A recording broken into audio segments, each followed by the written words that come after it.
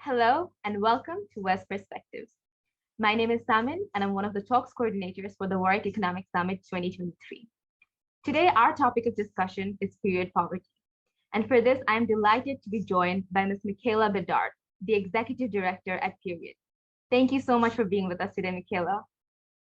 Thank you for having me. I'm delighted to chat with you. It's our pleasure. So before we get deeper into the discussion, I'd like to start by asking, what is your working definition of period poverty, and what role does your organization play in tackling this issue? Period poverty is the inability to afford menstrual products without the expense of other essential goods in your life. So the inability to purchase the essential good of period products without sacrificing your ability to purchase food, shelter, or other immediate needs that you have.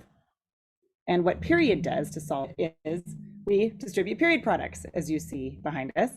We are a global organization made up of over 400 volunteer period chapters around the world, and we operate three main global programs. Service, which is the direct distribution of products that you see here for people in need, and we do that through our hundreds of nonprofit service partners and NGOs in addition to our chapters. Our second main program is education. We know that we can't eradicate a systemic problem such as period poverty without menstrual health education and without people understanding simply how people's bodies works, how this is an essential good. So we come up with curriculum and distribute curriculum primarily to young people, but to anyone around the world about menstrual health and also about period poverty. And our third program is advocacy. The only way to solve systemic problems is with systemic solutions like policy and law. And so what we try to do is pass policies and laws that make period products more affordable and more accessible. Something like the United States, for example, we are helping to change the law to eradicate taxes on period products state by state throughout the US, as we've seen many other countries do around the world. But we're also working to mandate products in schools around the world. So those are two examples of policies that will have a real world impact. And that's a lot of what we do on the ground. Okay, well, I'd just like to start by saying that thank you for your work. I think what you're doing is very inspiring and very necessary as well. So in the past few years, the world economy has been going through turbulent times. So how would you say that the pandemic and the ongoing global conflicts have worsened the state of period poverty throughout the globe? And would you be able to share some statistics with us? Absolutely. The sad fact is that when there is economic instability and when there is conflict, folks who are living in poverty and folks who are already marginalized have it worse. What we're talking about is women, girls, people of color, people living below the poverty line. So when something like menstrual products, which are a basic need, aren't covered by government programs or are too expensive to buy on the shelf in a shop or are simply unavailable for much of the world's population, those people are plunged into even further poverty. And even more opportunities are taken away from them, opportunities to engage in work and school, which require basic medical and bodily products. And so when we look at economic instability, what we look at Period is folks who are already in need, who are then in deeper need. You know, one of the things we talk about is this is a solvable problem. This is something that we can do, we think, in our lifetimes, make period products accessible to everyone and affordable. Because of the historical stigma and taboo on menstruation, areas of the world that are already suffering from conflict and instability, that's when that stigma becomes even more dangerous. And so that's where education comes in. We can't eradicate an economic inequality without education paired with it, right?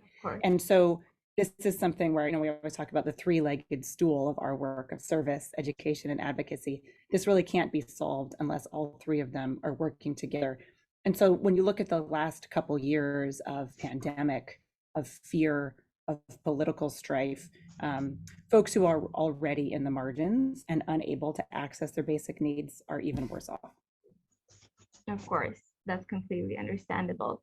So you've spoken about the impact of economic phenomena on period poverty. On the other side, how would you say that this rising period poverty is going to affect the economy and the growth of a country? Well, allowing all people of a country to be able to take part in work and school and to live their full humanity is a major economic issue. It's easy to talk about it as simply an issue of personal dignity, personal humanity, which it is. But if you look at the economic output of all people being able to engage in their full lives, in their economy, I mean, the number of people who are forced to miss school, forced to miss work because of a natural need is a major deficit to a national economy. So we really need to look at this as family economics that drive national economics. And I think sometimes that gets lost when we're talking about women's bodies. But we can't stop talking about this. So I really appreciate you asking this question. What we're talking about is all people taking part in the world's life. Imagine if all women, all people who menstruated, were able to fully take part in either their local, regional, or national economy, both not only in the part of consumerism, of being a student, but also potential for leadership. You would have drastically stronger economies across the board. So this is something that is an issue that everyone needs to care about. And this is really the intersection of economic inequality and gender justice. And so this is something that affects all people, even people who don't menstruate. And it's something that, although uncomfortable, we need everyone to talk about. Of course, I completely agree with you, because we are not being inclusive unless we are taking period inequality, the inequality in gaining menstrual products into account. So on that note, I wanted to touch about the dark side of menstrual product industry. So from the production material to tampon taxes, where do you think are the major gaps in government intervention and corporate accountability when it comes to period poverty? What a great question. Thank you for asking that. The first thing that the government can do is to help ensure that period products are accessible and affordable. And so the biggest example of that is mandating it in public places. And all countries can do this. So let's talk about what public places are. Where do people most interact with their government? Schools, potentially shelters, if you are lucky to live in a place where a government funds shelters, domestic violence shelters, transitional housing shelters. But it's also things like the criminal justice system, carceral locations, courthouses, community centers, libraries, all public offices. So the places where people interact with their government are places where they walk in with their full bodies. There is probably a bathroom that has toilet paper. Those are places where not only is it easy for period products to be accessible there, but it is not very expensive. And so it does two things. It allows people to take part in public life because they can be there no matter what time of the month it is. But it also sends a signal that these are normal products that a normal government should be able to provide. So that's the first thing, is helping to make them affordable. Yes, definitely. A government, when pressured, may even mandate them, right? Mm-hmm. The second thing that governments can do is they can mandate affordability of products. And this is where governments need to start working with corporations. At what point are essential goods too expensive? Well, obviously, they should not be taxed as a luxury item. So we've seen countries like India, Scotland recently has made them accessible to all people. We need to repeal any kind of taxes on menstrual products. That is the very first ground level first step that any government can do. So that's a big form of affordability. But then I'm glad you asked about corporations. The dark side of period poverty is that products are way too expensive, far too expensive. And if you are like most people, where you don't have enough money in the bank to buy products in bulk, that means that you're buying a few at a time to great expense, many, many dollars, US dollars a month, primarily is what we're seeing across the world. Or if you're using reusable products, it is expensive to have the fresh water, the space to clean them, the sanitary conditions to clean them in. So this is a tremendous expense to people, and governments have a big role to play in making sure that the costs are low. You know, like many industries, companies have been profiting off of menstruation. Definitely, for sure. Right? And so not only do we need to hold them accountable to donate more product, which we do, we proudly work with many brands that donate product, but it shouldn't just be the brands that are forced to donate product because they price things out of reach for many people. We need to make sure that there are affordable period products on all shelves for all people. There needs to be a suite of options. And so the government has a role to play there too. If a government is mandating products, let's say in a school, they need to mandate high quality products. It will start to normalize the affordability of high quality products, which we know is possible. We know that it's not that expensive. We need to make sure that we have high quality products in carceral facilities and in all public places where they're mandated. That's something that needs to be normalized across the board. We have done this in other industries where we have figured out how to make high quality products for people's bodies. The menstrual industry really has not done that yet. Part of it is what you alluded to in terms of a lack of ingredient disclosure, but part of it is also that pink tax that we talked about. When something is targeted to women, it tends to be more expensive. Yeah. Well, most trade products are targeted to women, aren't they? And so they're wrapped in this beautiful wrapping. They're made all beautiful on the shelves. They're literally a pink color. And because of that, they're more expensive than they need to be. Got it. No, I completely agree with you. The fact that in some cases period products are taxed as a luxury product, that's outrageous for sure. So I know you've touched about this, the whole stigma around menstruation, and it's true, menstruation is stigmatized and it's a topic of taboo in places all over the world. I come from Bangladesh and I'm studying in the UK right now, and it is a problem everywhere, right? So how do you approach situations where there is blatant stigma, misinformation, or even ignorance towards this issue? Well, there is everywhere. Thanks for asking that question. I mean, even folks who think that they understand about gender equality, they don't know the term period poverty. They don't understand what inaccessibility really means for people on the ground. This is not a crisis that only happens in certain parts of the world, in certain pockets of neighborhoods. This is something that happens everywhere. Wherever there is poverty, I can guarantee you that there is period poverty, because there are very little government programs that directly support menstruation. We need to aim for a world of menstrual equity. Menstrual equity is what we are searching for. Menstrual equity is a world in which laws and policies support the normalization, the existence of menstruation in workplaces, in school, and affordability for home life. So I think, your question really gets at this historical taboo. When you think about the people who have made the decisions about what products might be provided by a government, what products are essential to people's success, historically, the people that have made those decisions don't have a period. Yeah. And so it has either not occurred to them, or it has been seen so taboo that they wouldn't dare bring it up in public life. So we're seeing the shift in more women in leadership positions, finally bringing this up. But even the people who do not menstruate that are in leadership positions, it is time for them to start talking about it. Of course, 100%. It is time. This is solvable. We are sick of dealing with this. We are going to be here until this problem is solved. And so we're going to force people to talk about it. And, once I force people to talk about it, folks who are in positions of power who don't menstruate, there's about 1 minute of discomfort, and then they can talk about it. And it is very rare that I can actually have a real conversation with someone where they still disagree with me at the end of the conversation. This is an overlooked issue. People with periods have not historically been in positions of power. So it's time to get rid of this taboo in our lifetimes.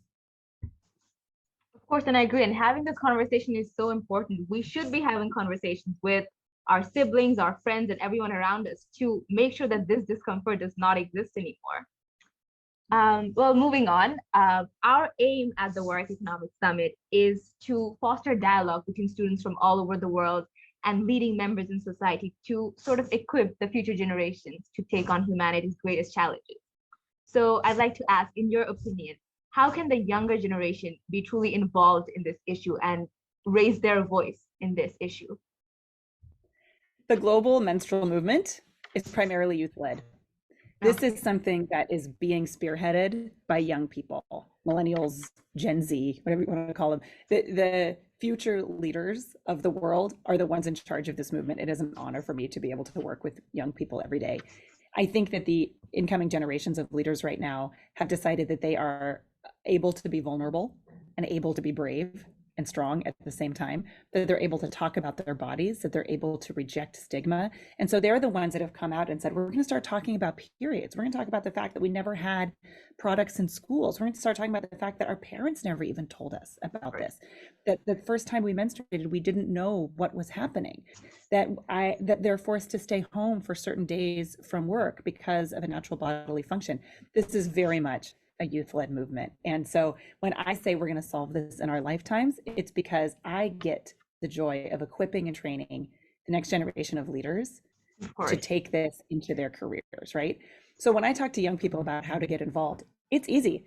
Educate yourself about this crisis, which is easy. The resources are out there. You can go to period.org, many other organizations around the world that are tackling this topic. Learn about it and start talking about it in your communities. You can do something like organize or join a local period chapter, but you can also do something as easy as look around your school or workplace as a young person. Where is menstruation talked about and where is it addressed? Do you work in a place that understands that you have a period, that you might need products on site, or that you might need flexible time to work a few days a month? Are you able to talk about it with your family, with your teachers, with people who are even younger than you, so that it's normalized by the time they come into leadership positions? One of the things that's interesting is several years ago at Period, we were intensely focused on products in schools. And now more and more, we're finding our youth leadership is focused on products in the workplace. So as they age into leadership positions, they're taking that menstrual movement mentality with them. And I can't wait to see them come into more regional and global leadership positions where they're going to talk about this from a real policy perspective. That's amazing. So that is a real achievement. Isn't that incredible? So I always tell young people, you know, if you're already having this conversation, you're already part of the menstrual movement. Just make sure that you're normalizing this everywhere and that you're not thinking of it as a fringe issue. Don't leave it up to other people. If you care about gender justice, if you care about bodily autonomy, if you care about economic equality, this is a topic for you. Of course. And I really do admire your drive, your passion, and your optimism. And that was actually going to be my question to round out this discussion. That do you feel optimistic about the future and this global fight to end period poverty?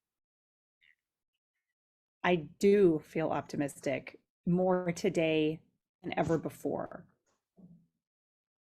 We are in a chaotic world, and yet sometimes chaos can bring up topics of discomfort. And I'm finding that now people are more comfortable than a week ago, 2 months ago, a year ago, talking about menstruation and period poverty. That gives me great hope. Sometimes the chaos can make us face our discomfort, make us sit in our discomfort and deal with it. And the other thing that brings me hope is that this is primarily youth-led. This movement will outlive me, will outlive my organization, will outlive the people whose shoulders we stand on in the gender justice movement. This is a movement that is gaining strength. And like I said before, it's a crisis that is solvable. It is not only based on intractable problems, it's solvable with the affordability and accessibility of product, education, and formation of new laws.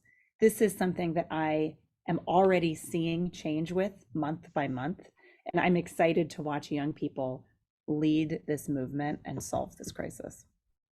That's actually amazing. It does give us a lot of hope that the younger generation are talking about it, they're spreading awareness about it, and of course, it is amazing to have people like you, leaders in communities who are encouraging young people. So again, thank you so much. We think that you and your organization, the work that you do is truly amazing. And I guess with that question, we will have to round up our discussion here. So thank you so much, Michela, for being with us today. It does mean a lot. Well, I want to thank you too. I think, one of the things when we say what gives us hope, the fact that you're talking about this at an economic summit that is primarily featuring and led by young people is what gives me hope. So thank you for the opportunity to chat about this today. Okay, thank you, Michela. And to everyone watching, thank you and stay tuned.